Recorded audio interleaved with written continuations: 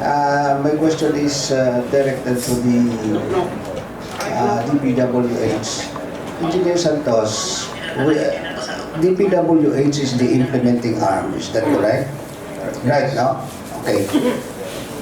And as the implementing arm, of course, with such a big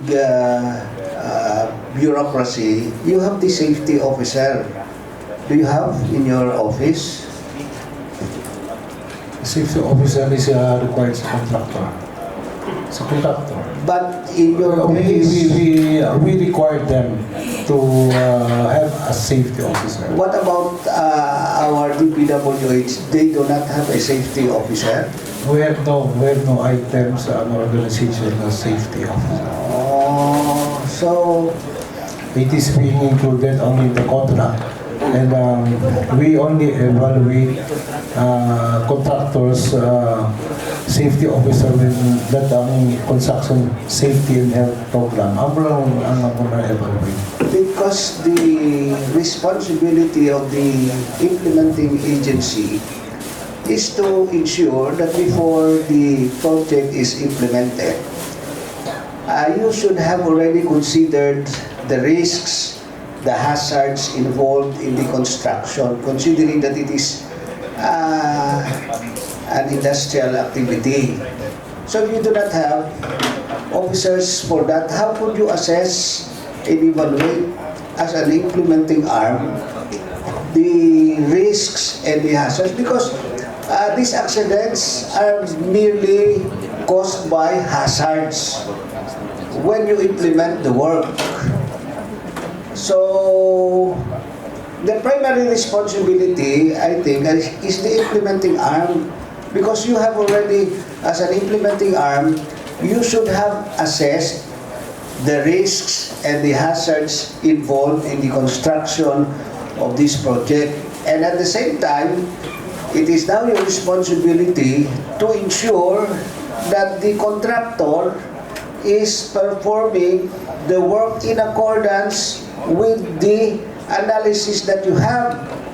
But if you do not have this person, or probably you have, but you do not consider this, so ako na nagakalata mo.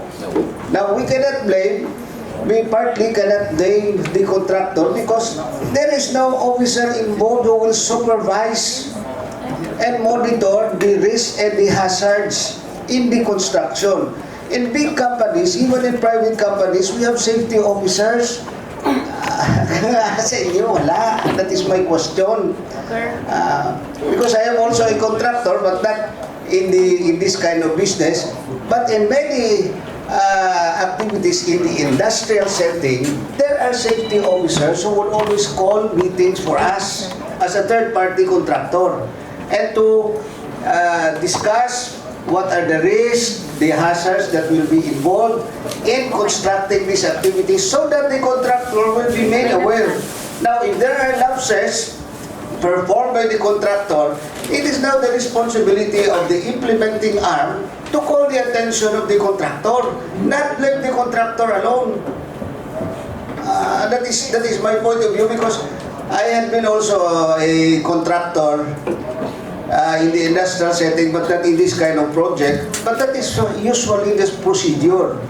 The safety officer of the implementing arm would always call for a meeting to the contractor or to the third-party contractor to ensure that the risks, the hazards involved in the implementation of the project is minimized, if not eliminated, by applying safety measures, which is now the responsibility of the contractor to ensure, because that is now the mandate of the implementing arm, that you should perform this.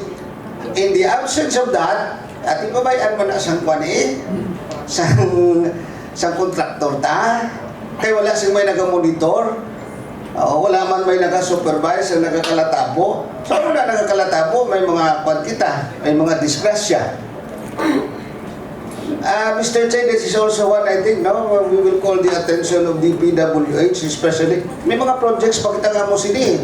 So, kung pabayaan lang nasa implementing arm, amo ni kalatabo, na mo kita disgrasya. Thank you. That is just my comment.